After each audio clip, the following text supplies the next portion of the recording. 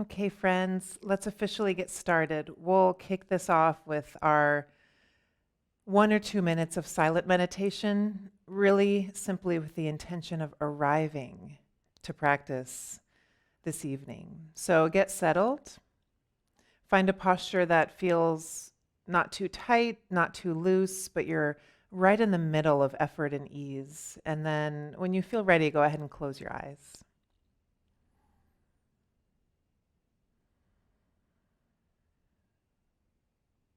And to begin these 2 minutes, I suggest just focusing on the breath coming in and out of the body, or focusing on the connection of your seat to whatever it is that you're seated on.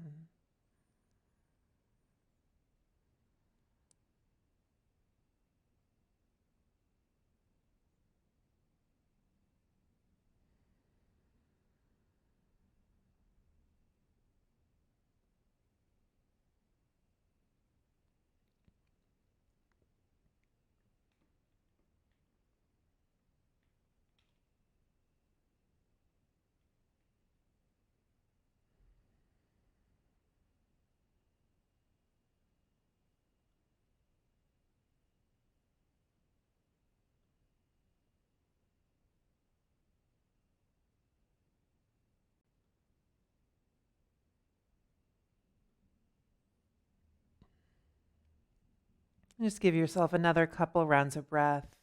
Perhaps now it's in through nose, out through mouth, with the signal of kind of letting go of your day, letting go of everything that brought you to this moment here. And then at the bottom of your next exhale, as you're empty of breath, open your eyes. Okay.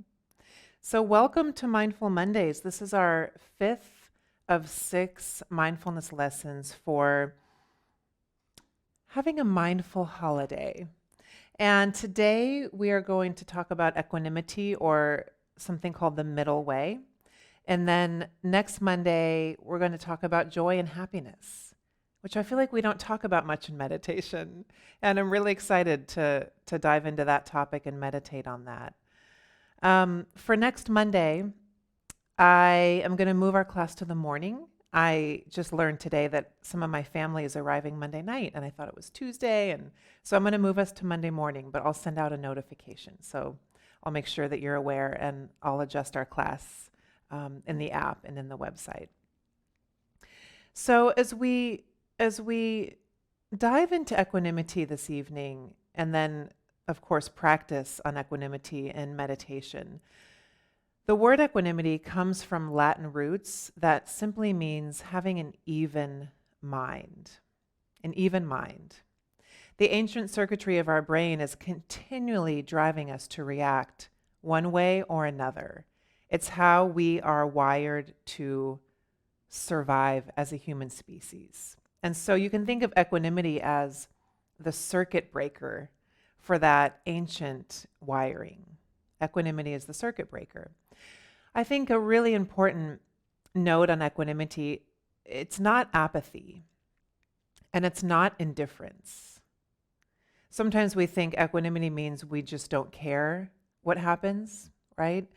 It's not that. It's that we're warmly and attentively engaged, but we're not troubled to the extent by what's going on that we can no longer function, right? We might still be troubled or bothered by something, but it's not to the detriment of our ability to stay with ourselves, to stay close to ourselves. Equanimity is really the question of how can I stay steady in this storm? We talked about the eye of the hurricane last week in class, in meditation class.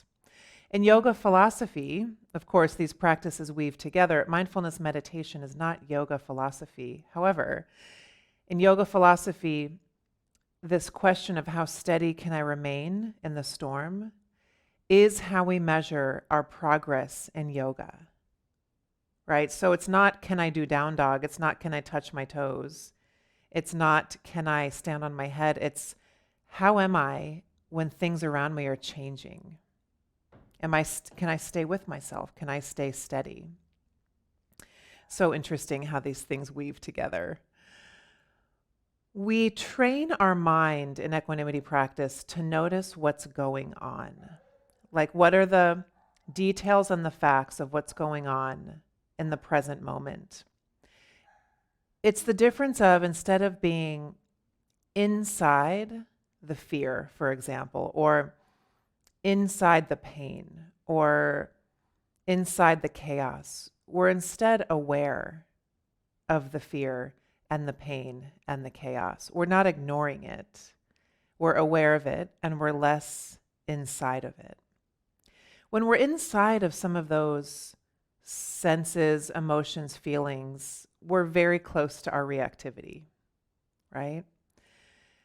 So this training on equanimity comes from being present in the neutral moments without needing more excitement. We all know that feeling of having almost a visceral need for life to be a little bit more exciting. You know what I mean? I've gone through periods of life myself where I just feel like I need more, but it's just my restlessness. I don't actually need different, and I don't actually need more. And so kind of recognizing in those moments informally of wanting something to be different for no other reason than we're kind of bored, neutral, quiet, right?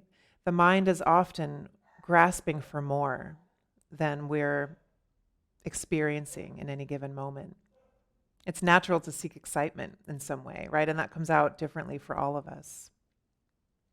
So although equanimity isn't really our natural state, all of us have the capacity to feel contentment, to feel equanimous. It's in our wiring to be able to, even though it's not our natural default. It's a practiced state. So, we train our mind to understand that the anger could be right there, and we're not inside the anger so much. Just as an example, it's not always anger. So equanimity is really like having the courage and the honesty to say, right now it's like this, one of my favorite phrases. Right now it's like this, and how can I use what I've got in this moment to evolve this moment? So right now it's like this. This is what's happening. This is what's happening around me and inside of me. And instead of maybe going toward my habitual response of what I do when this thing happens, how can I use what I know to evolve this moment?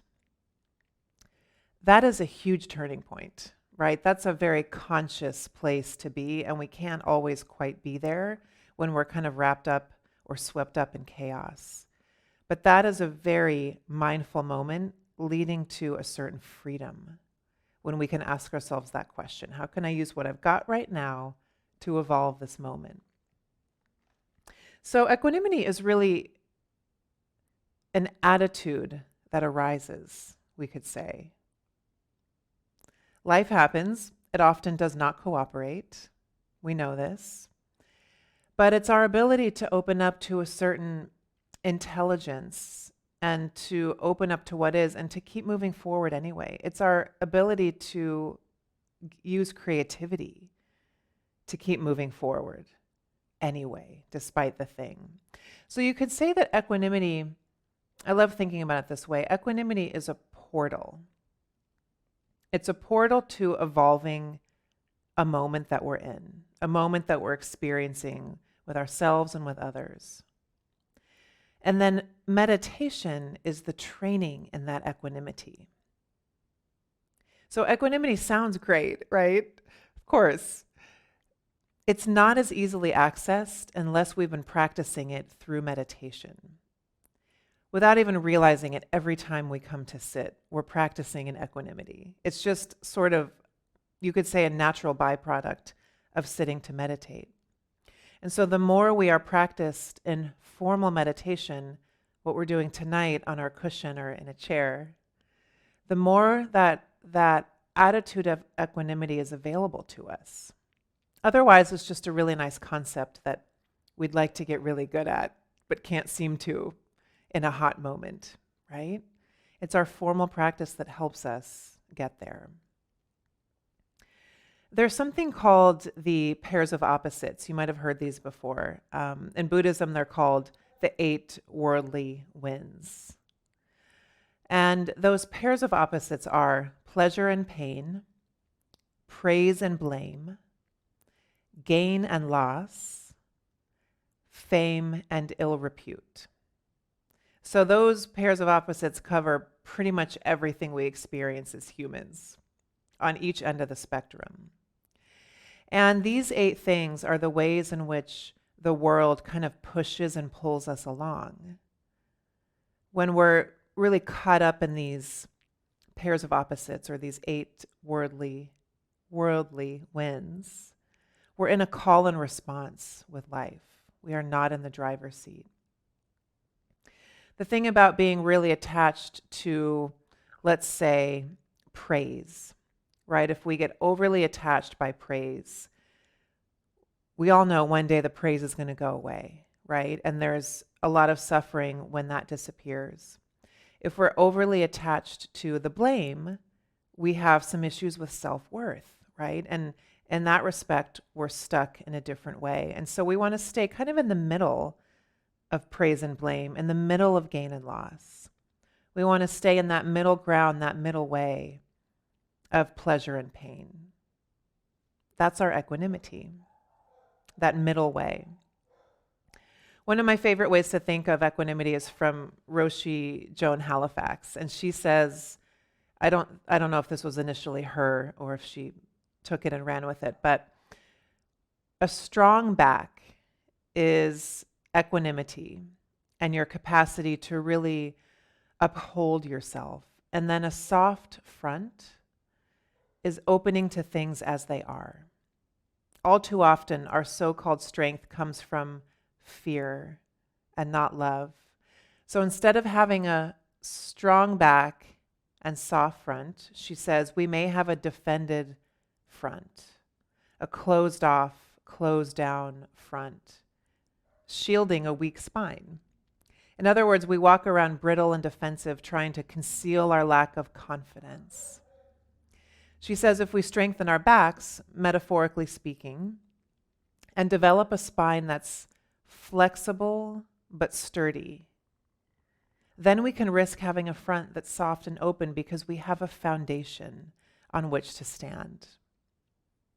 The place in your body where these two meet, strong back and soft front, is the brave, tender ground in which to root our caring deeply.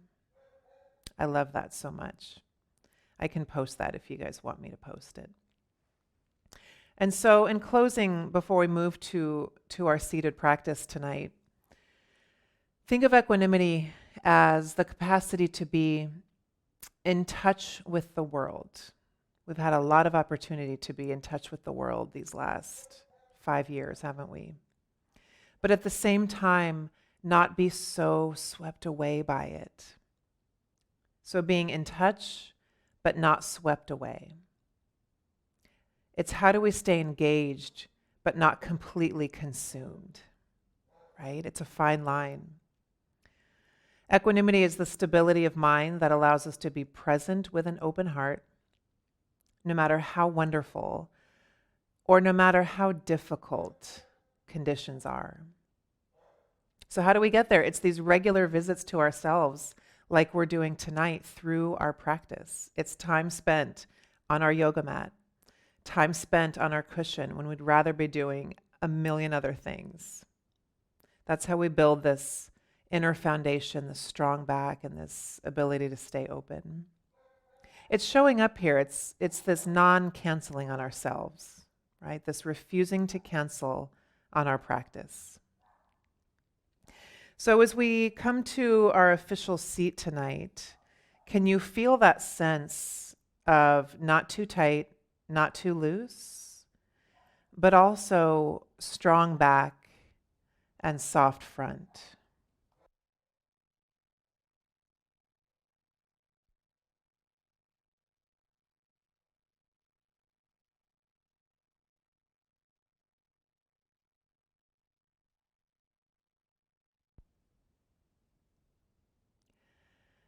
And then take a couple of deep breaths that help you just ground into your seat.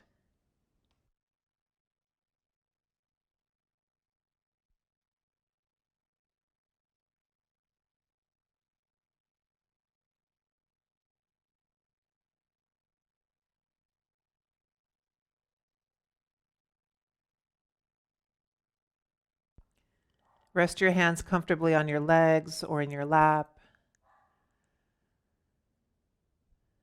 And we'll start tonight with a few minutes of concentration practice just to help your mind settle and arrive in your present time experience. And so, allowing your breathing to be natural, just see where in your body you can feel your breath most naturally.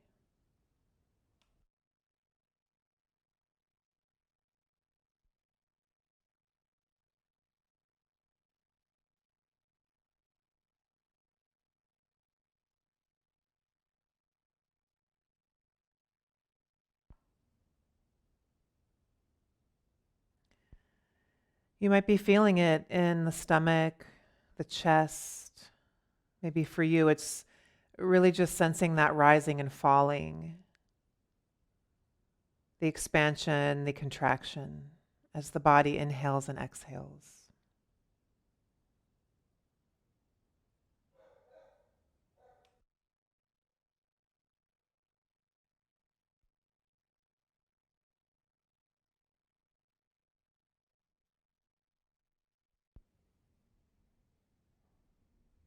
And breathing in, just bring a gentle awareness to the breath. Breathing out, be aware of the breath leaving the body.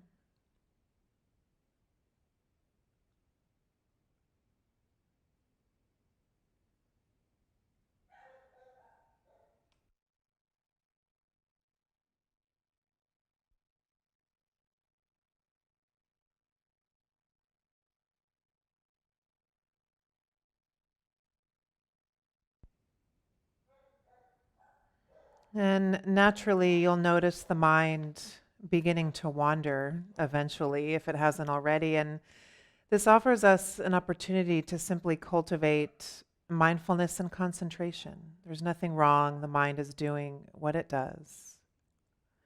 And so each time we notice the mind wandering, we're strengthening our ability to recognize our present experience. Each time you bring your mind back to the breath, you strengthen your ability to concentrate. So for the next minute, we treat this really as an opportunity to work concentration rather than any kind of issue at all.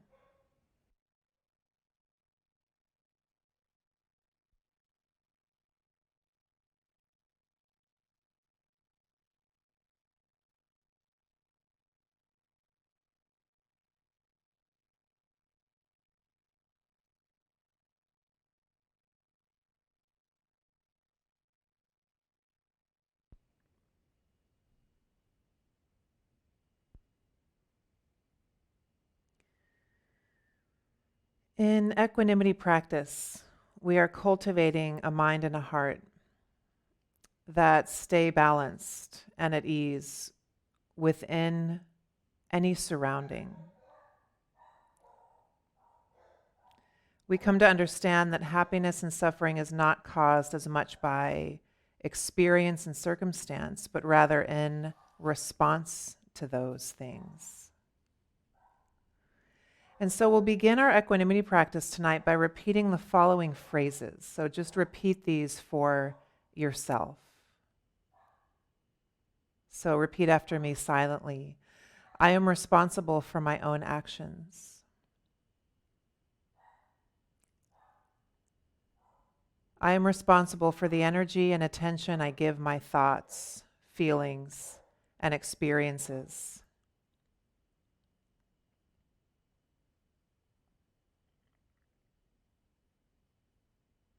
May I find a true source of happiness.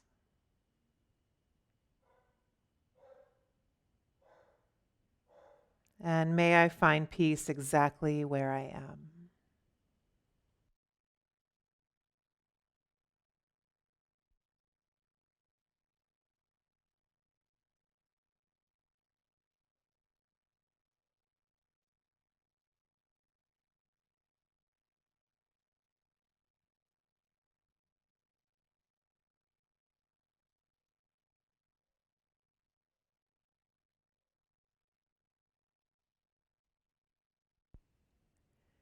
And now bringing to mind somebody who has been especially kind to you. This could be a loved one, a friend, a teacher, a mentor. And as this person comes to mind, tune into your natural desire to see this person happy and free from suffering and at ease with life. You really want the best for them. And this practice is to recognize that although we may offer this person compassion, we are not in control of their happiness. Equanimity helps us to let go of the outcome and to focus on our own practice. And so repeat silently to yourself the following phrases. Regardless of my wishes for you, your happiness is not in my hands.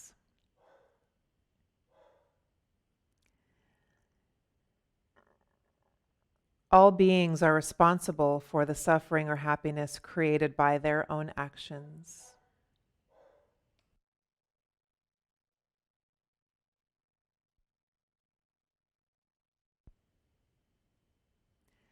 May you find a true source of happiness.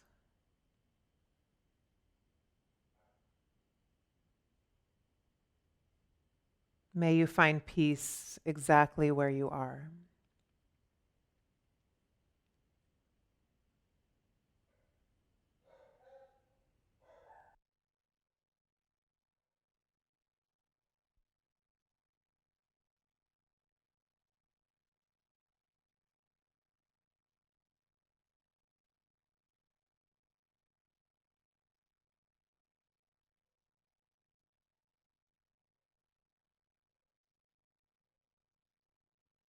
And let this person go from your mind and bring to mind a neutral person. This is somebody that you see maybe regularly, but you don't know very well. It could be somebody who works somewhere that you go a lot, or a coworker, or a person you see at meetings, or maybe a neighbor. And although you don't know this person well, you can recognize that just as you wish to be happy, this person wants to be happy as well. You don't need to know what their happiness looks like. And so we will offer this person phrases of equanimity, recognizing that we aren't in charge of their happiness. So here are the phrases. Regardless of my wishes for you, your happiness is not in my hands.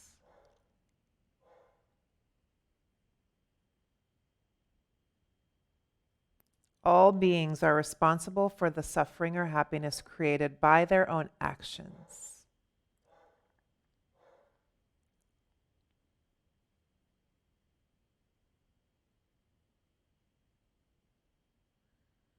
May you do what needs to be done to find happiness.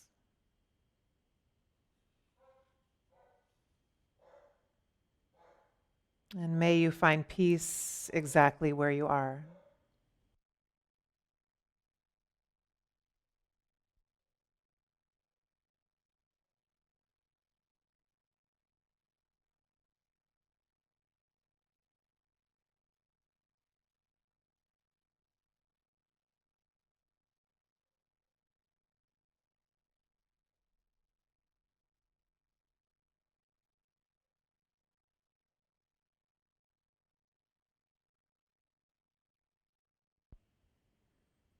And as you let this neutral person go, lastly, think of somebody whom you find difficult. Maybe somebody who you have a little resentment or hurt or jealousy. Not the most challenging person in your life, but somebody who's kind of bugging you.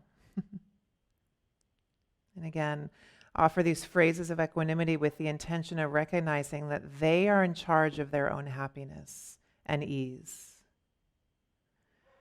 Regardless of my wishes for you, your happiness is not in my hands.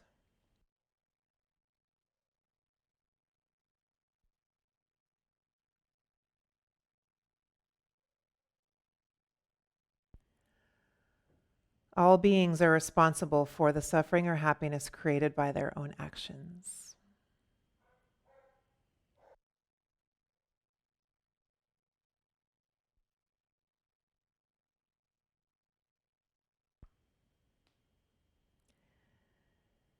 May you find a true source of happiness.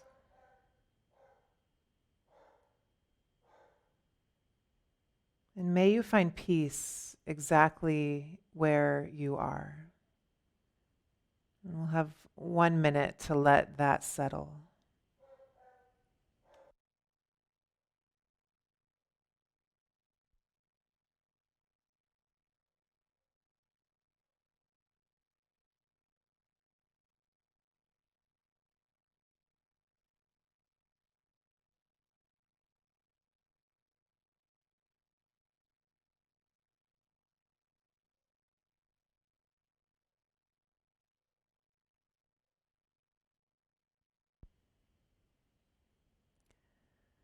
And now letting go of all thoughts of others as you return your focus to your own body, mind, and heart. And notice any discomfort or tension you might be feeling. Notice any experience of lightness or relaxation. You could be feeling all ends of that spectrum. You could be right in the middle, and all of it's fine. What we cultivate through this practice is this increase in our ability to care without controlling, to care without controlling, and to accept that each of us is responsible for the consequences of our own actions. And staying close to ourselves while we care for others.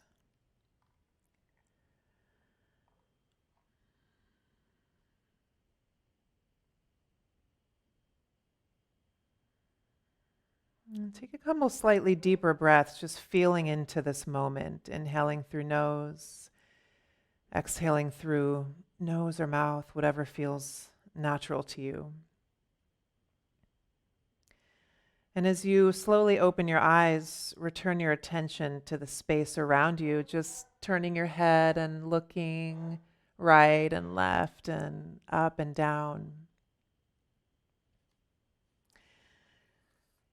And as we close this session, as I mentioned earlier, know that you don't have to, on purpose, practice equanimity. Know that every time you sit in the quiet and every time you meditate, it's a byproduct of your practice.